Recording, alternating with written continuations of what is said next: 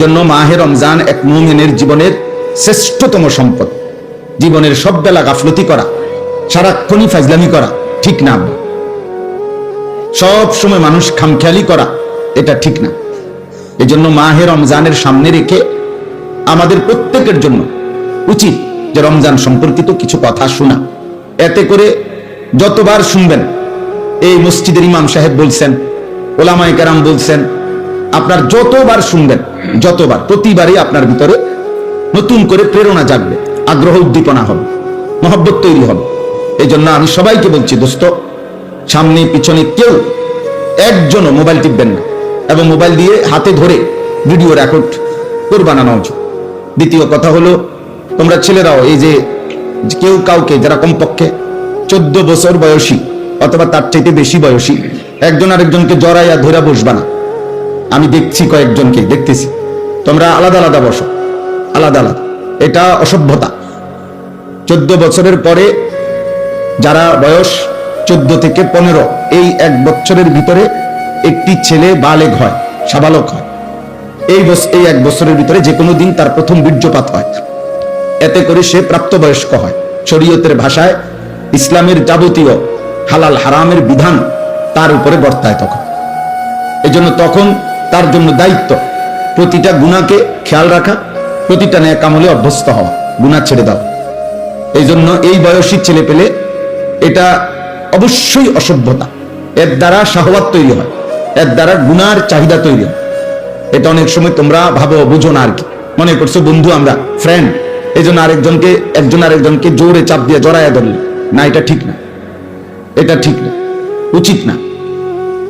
এই জন্য ব্যক্তি জীবনেও এটা খেয়াল করা উচিত। কোনোভাবেই নিয়ম হলো, গুনাহ থেকে বাঁচার একটা মাধ্যম এটাও যে যেই পরিবেশে, যেই অবস্থায়, যেই কারণে গুনাহ হইতে পারে তার থেকে আগের থেকেই দূরে থাকা। কোরআনুল কারীমের মধ্যে আল্লাহ তাআলা বলছেন, তিলকা হুদুদুল্লাহ ফালা তাকরাবুহা। আমি আল্লাহ যা নিষেধ করেছি তা আমি আল্লাহর সীমারেখা, আমি আল্লাহ দাগ দিছি এখানে, এটা এরপরে আসা নিষেধ। ধরেন আল্লাহ বলেন, এটা আমার সীমানা, প্রতিটা হারাম আমি আল্লাহর সীমারেখা। ফালা তাকরাবুহা, তোমরা হারামের কাছে না, শুধু হারামের কাছাকাছি, মানে দূরের থেকেই সরে থাকো, কাছেও যেও না। একেবারে যেই দাগ দিছে এই দাগের উপরে তো আসবাই না, বরং দাগের কাছেও আসবা, আরো দূরের থেকে সরে যাবে গুনাহ। এই কথা কোরআনে বারবার আছে।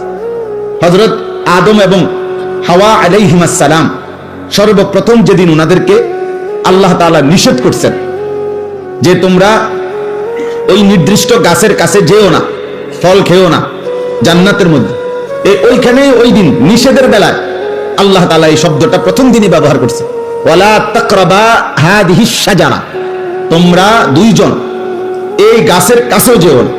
মানে গাছের সামনে তো যাইবাই না, গাছে দেখা যায় এমন কাছেও যাইও না। এই গুনার ক্ষেত্রে নিয়ম হলো, গুনাহ করবে না এটা না, গুনার কাছেও যেও। ওয়ালা তাকরাবুজ জিনা, এই যে কোরআনের শব্দ, তোমরা জিনা হইতে পারে, ব্যভিচার মানে লজ্জাস্থানের নাফাক ব্যবহার, লজ্জাস্থান দ্বারা যে কোনো গুনাহ, এটাকে জিনা বলে। তো এরকম কিছু হতে পারে যার দ্বারা, যে পরিবেশ, যেই কারণে, তো তার কাছেও যেও, আল্লাহ নিষেধ করছে, কাছেও যেও। আল্লাহ তাআলা বলছে, ওয়ালা তাকরাবুল ফাওয়াহিশা মা যাহারা মিনহা ওয়া মা বাতান, অশ্লীলতা, বেহায়াপনার কাছেও যেও, কাছেও যেও।